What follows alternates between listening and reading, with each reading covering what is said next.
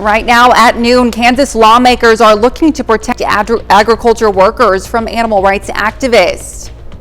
We've got some thunderstorm chances in the region tonight as well as a cold front passes.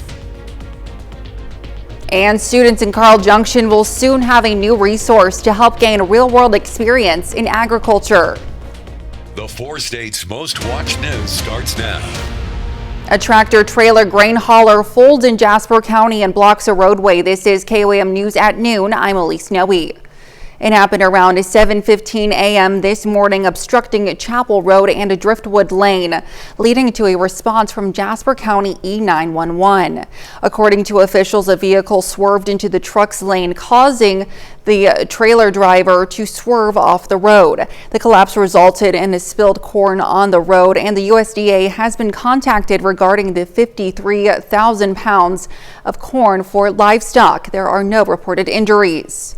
One person is dead after a shooting in Joplin this morning. The Jasper County Sheriff's Office is investigating a shooting that happened at Hillbilly Pumping and Hauling just before 10 a.m. The chief deputy says that there was a disturbance before the shooting. No arrests have been made. Authorities are still on the scene and interviewing witnesses. Authorities have confirmed there is no threat to the public. So right now in the region, temperatures are getting up into the 60s. It's not cold just yet. That cold front passes later tonight. It's still pretty windy. We're going to see gusts still upwards of 25 to 30 miles per hour. And you can see this is where the cold front is starting to develop.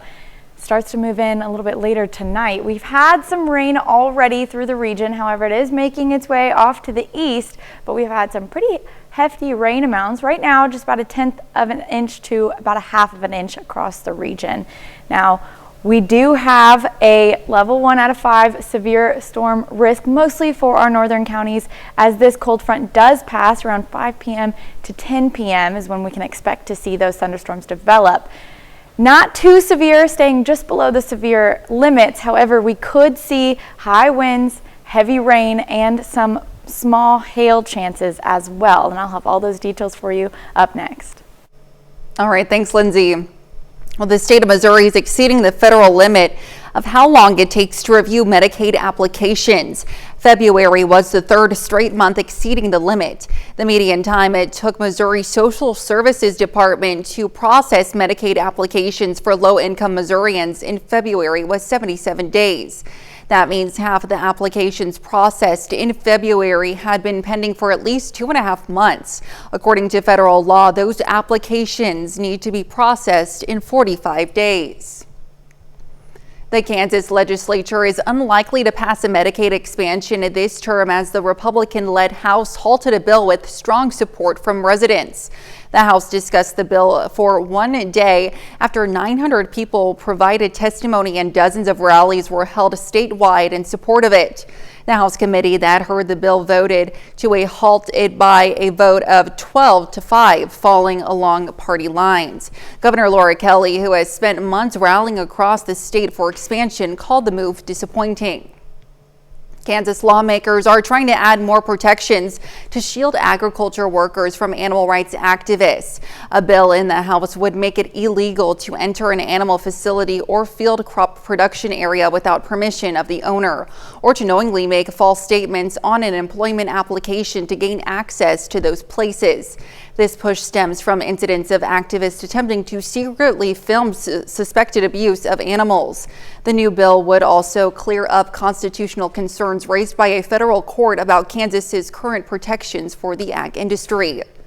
Carl Junction students will soon have a new resource to help gain a real-world experience in agriculture. KOAM's Samantha Walker has more on how a new farm will benefit students. Carl Junction High School students will soon have a new facility to help them grow. The school's Future Farmers of America chapter welcomed the public to come see the new Asbel Family Research Center, which will be the Carl Junction School Farm. Be able to do more and more and more for our ag students. Agriculture is the biggest industry in our country, And to get kids excited about that in high school and to have these opportunities for them to experience VOAG, just hands-on, is amazing for us. The farm was made possible from donations from the Roper and Asbell families. Organizers say the center will allow students to gain first-hand experience in the world of agriculture.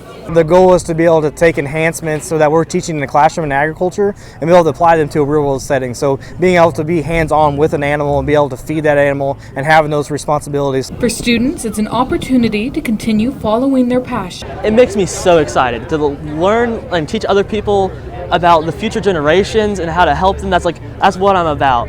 So this farm will help many people. It'll help people years after me. They'll have it grow and offer more learning opportunities. And current FFA students say it's great knowing this resource will be here for future generations. And I feel like as many farmers as we can get, it's going to help out a lot. Even if you're not a farmer, there's something for you to do in the agriculture industry overall. The school celebrated the construction of the farm with a ribbon-cutting ceremony open to the public. The ceremony features a petting zoo where people could get up and close with the animals. Show them what the future of agriculture can do and what it is, and just grow either the agricultural industry or grow the community knowledge about the agricultural industry. Reporting in Carl Junction, Samantha Walker, KOAM News. An upcoming bond issue for Carl Junction schools would help further fund the research farm. Organizers say there are already plans to add a lab facility and a classroom. Well, coming up, legal troubles continue for former President Donald Trump as he faces twin legal woes this morning in New York, including the potential seizure of his property. And later, we're making baked overstuffed shrimp in the Mr. Food Test kitchen.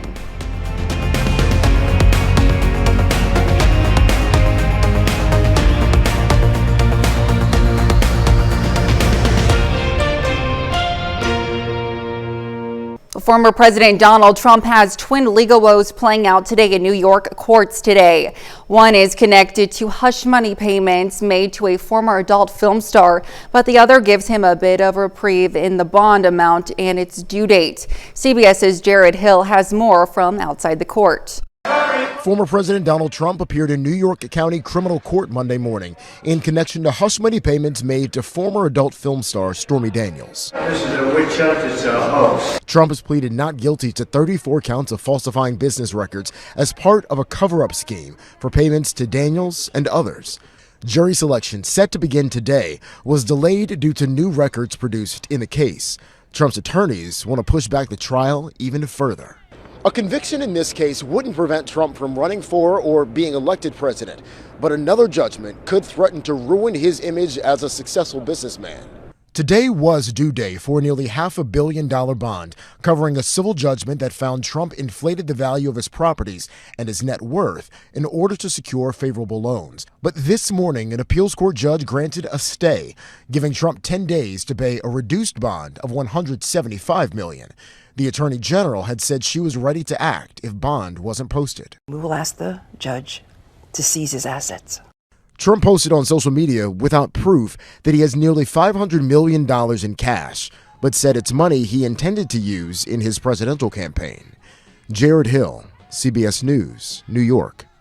The New York Attorney General said in a statement that Trump is still facing accountability for his fraud and that the $464 million judgment plus interest against Trump and the other defendants still stand. The Biden administration is spending $6 billion to slash planet warming pollution from heavy industries, including cement, steel, and aluminum. The funding will go to more than 30 factories around the country who are taking steps to cut about 14 million metric tons of carbon dioxide annually. That equates to taking about 3.3 million cars off the road in a year. The funding comes from a combination of the Inflation Reduction Act and the bipartisan infrastructure law. The $1.2 trillion spending bill Congress approved to avoid a government shutdown contained a controversial provision that the White House hopes to repeal. The funding bill limits which flags can be flown above U.S. embassies. The move effectively bans pride flags that show support for the LGBTQ+ community. A White House spokesperson said on Saturday President Biden believes it was inappropriate to include this policy in the spending bill. He will work with members of Congress to try to repeal it. While the provision bars certain types of flags flown over embassies, the measure does allow for other flags to fly on embassy grounds or in people's offices. Still to come on KOAM News at noon, Mr. Food. If you haven't completed your menu for this weekend yet, then put down the remote, grab a cup of coffee, and pay close attention.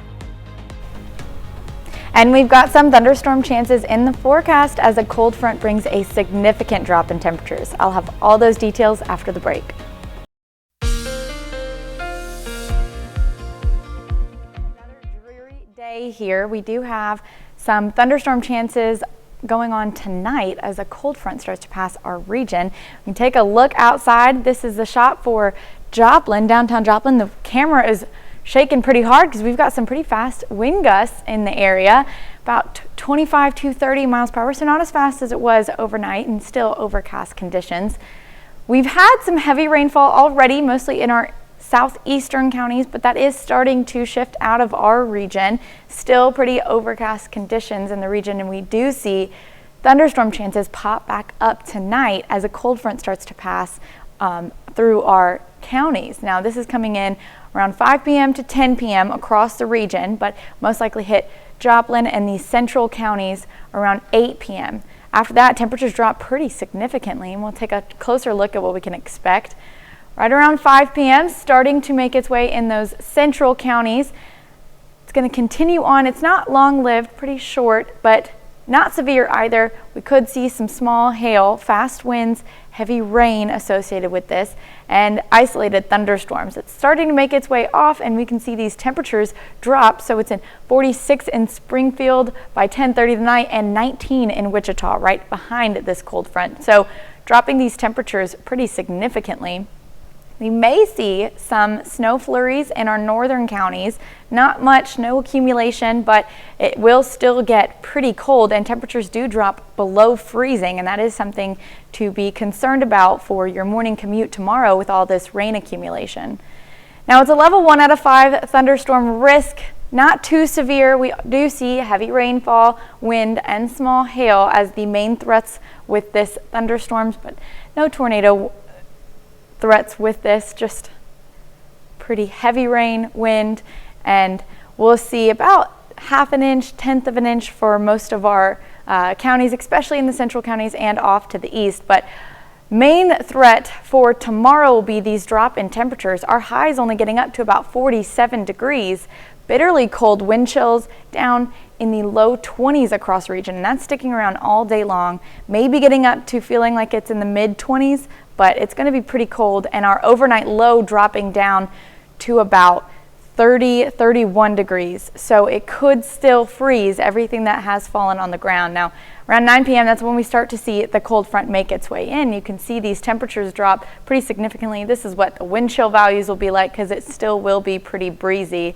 And we're getting down to the mid 20s by 7 a.m. on Tuesday, and by noon still lower 20s. It's going to feel like 23 in Joplin, 24 in Pittsburgh, and across the region. Going to be pretty chilly tomorrow. We'll start to warm up, but not too much. We're going to see temperatures still drop back down to below freezing Tuesday night, starting to warm back up on Wednesday, getting about 54. Sun comes back out, dropping again to the 30s. It's not going to really start to warm up until Thursday. We see sun come back out. Windy Friday, but temperatures getting back up into the 70s. Saturday and Sunday, so it's going to be a pretty nice weekend ahead, getting into 79 by Saturday, possibly 80 on Sunday, and then we have some more rain chances moving in early Monday morning, stretching all the way through Tuesday. Do you think we could just skip tomorrow with that cold weather and just I would like to. Straight to the weekend? It's March. It shouldn't be freezing anymore. I know. All right. Well, thanks, Lindsay. Well, stick around. We're making baked overstuffed shrimp in the Mr. Food Test Kitchen. We'll be right back. Well, making today's Mr. Food recipe is a great way to treat yourself to a restaurant-style meal without spending hours in the kitchen. Howard shows us how to make baked overstuffed shrimp in the Mr. Food Test Kitchen. I have a question for you. Is there a dish that you always seem to order whenever you go out, but for one reason or another, you never make it when you're at home? Well, for me, that's stuffed shrimp. After making it recently and realizing how easy it is, I was hooked. It's so good, as a matter of fact, I think it would be the perfect addition to your Good Friday or Easter dinner lineup. To make it, all we do is combine some crab meat with breadcrumbs, a bit of finely chopped celery, a little mayo, a shake of Worcestershire sauce, lemon juice, and a few spices. After that's mixed, we set it aside for a sec while we shell some large shrimp, leaving the tails on. Then with a paring knife, we cut a slit down the back of each shrimp, about halfway through, just deep enough to stuff. Now we mound a heaping teaspoon of the stuffing into the slit and gently pack it down. Right before dinner, we drizzle them with melted butter, sprinkle on a little paprika, and into the oven they go. Once the shrimp turns pink and the filling gets golden, they're ready to serve. So what do you say you go online and get the recipe for our baked overstuffed shrimp so you can impress your gang with an easy yet fancy restaurant favorite? I'm Howard with Kelly in the Mr. Food Test Kitchen, where today we found a special way for you to say, ooh, it's so good. You love your food. Well, you can find this recipe along with a lot more good food from the Mr. Food Test Kitchen online. Just go on over to our website. Of course, that's KOAMnewsnow.com. Now, here's a look at the 4 state market prices.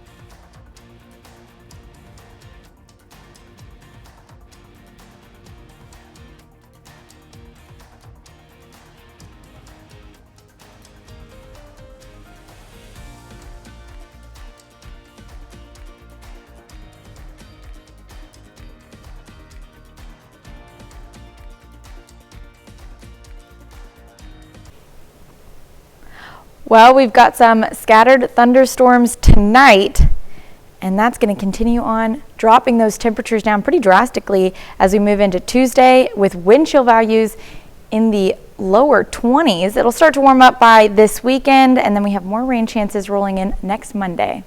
And definitely make sure you want to bring a jacket wherever you go tomorrow. I was even cold today, so I don't even want to think about tomorrow, what it's going to feel like. Yeah, it's going to be pretty cold with those wind chill values, but the weekend low 20s, looks great though, something to look forward to. 80s, that's what I like, yeah. Absolutely. All right, thanks, Lindsay. Well, coming up tonight at 5, details on a growing trend in healthcare aimed at retaining staff.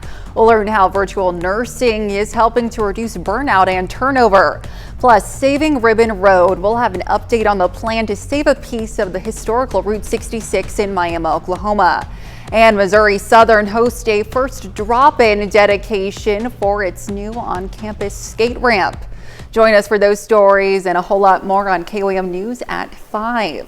Well, that's the news for now. Thank you for joining us on KOAM News at noon. We'll see you right back here at 5. Until then, have a great rest of your day.